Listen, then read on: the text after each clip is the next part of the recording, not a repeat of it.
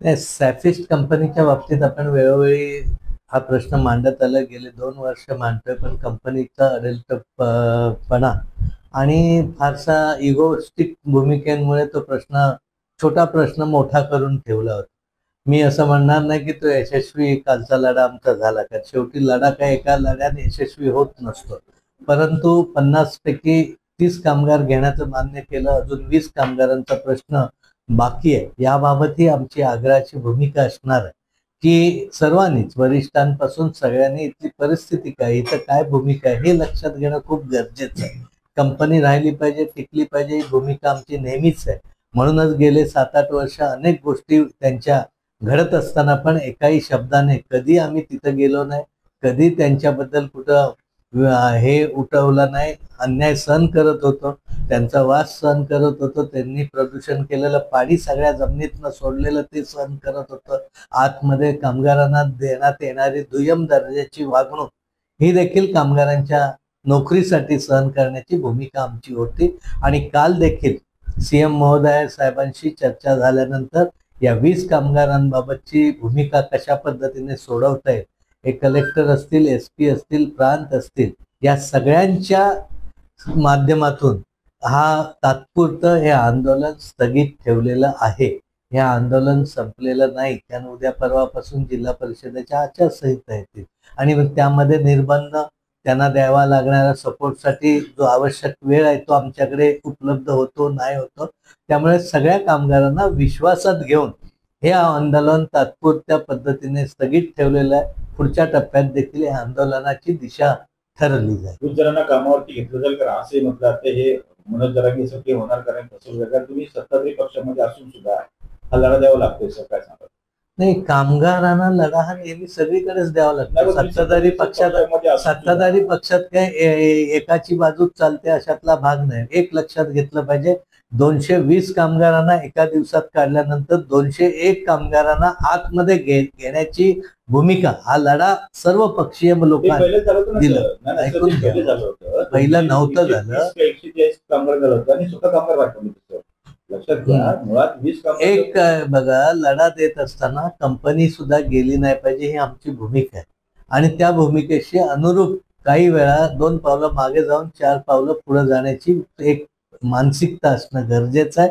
ही भूमिका थोडंसं निवडणुका आचारसंहितेमुळे 20 तांच्या कामगारांचा प्रश्न मागे, लवकरात लवकर त्याही बाबत आम्ही त्या संबंधी विचार करण्याचा प्रयत्न. आज तुम्ही एक स्टेटमेंट केलं होतं की आता पाणी सुद्धा फुंकून पिणार.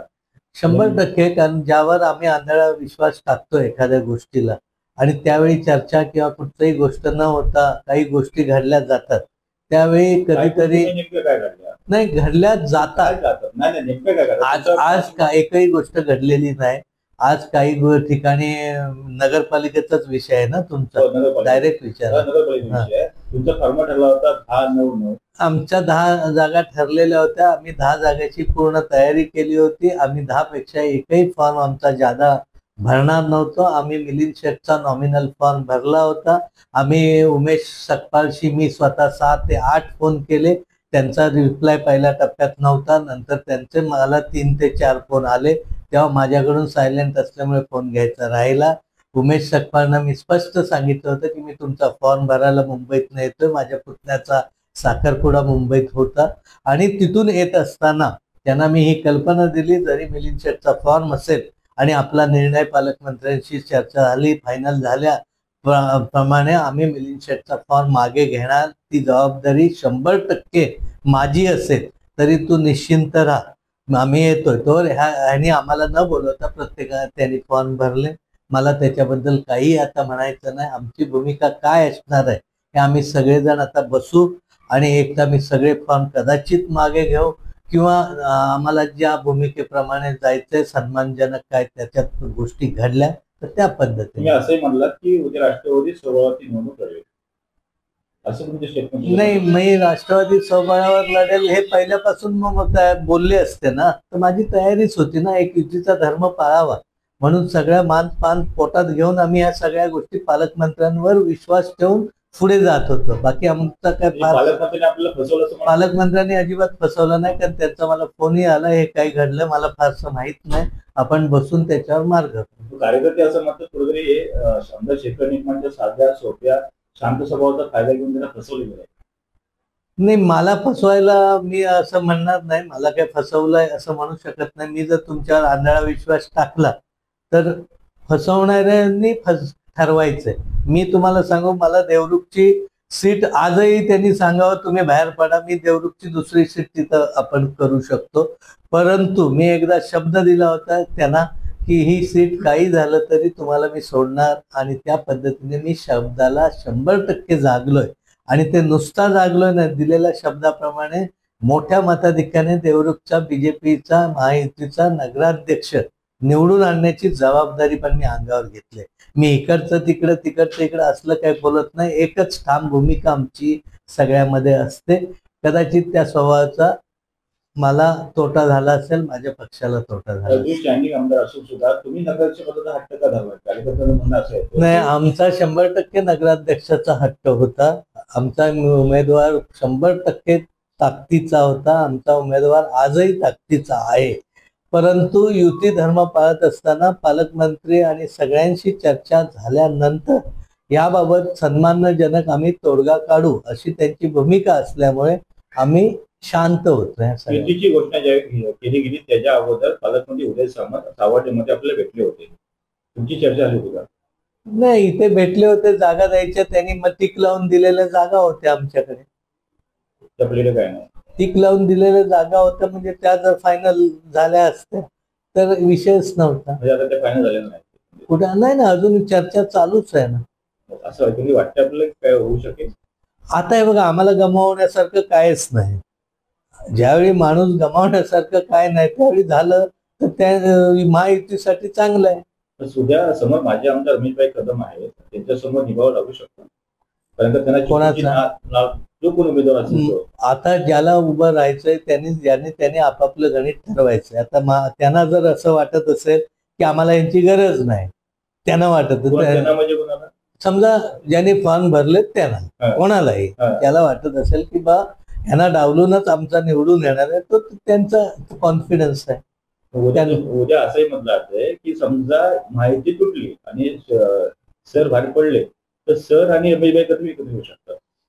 नाही, ह्या शक्यता आजच्या घडीला ते काहीच होऊ शकतात, काहीच नाही. आजच्या घडीला आज काहीच सांगू शकत नाही. आम्ही महायुती व्हावी म्हणून आम्ही प्रयत्नशील आहोत. आता ज्यांना गरज नसेल, ज्यांना ती इच्छा नसेल, तर त्यांनी माझी भूमिका एवढीच होती, तुम्हाला जर सगळे फॉर्म भरायचे होते, एक फोन त्यांनी मला करायचा की आम्ही सगळे फॉर्म भरतोय, तुमचं तुम्ही काय करायचं ते करा. हिंमत निद्या छातीने केली पाहिजे, अशी लपून छपून करा. म्हणजे लपून छपून केलेली गोष्ट आहे ती तुम्हाला मान्य नाही.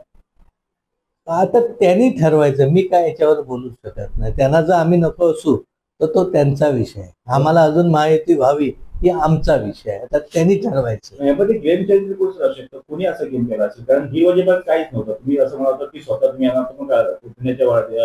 मी तुम्हाला सांगू, मी सॅफिशच्या आंदोलनाला माझे 10 एबी फॉर्म देऊन नावा घालून 10 एबी फॉर्म घेऊन मी सॅफिशच्या आंदोलनाकडे चाललो असताना मला एक फोन आला की ते लोक बाकीचे सगळे फॉर्म भरतायत.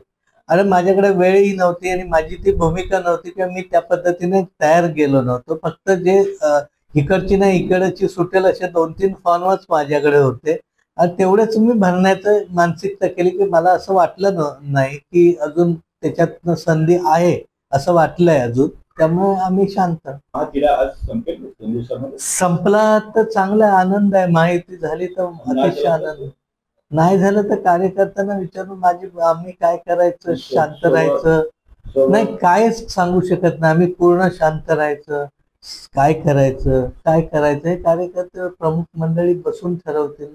टाइम्स डिजिटलला लाईक करा, शेअर करा, सबस्क्राईब करा आणि बेल आयकॉन दाबायला विसरू नका. Times digital.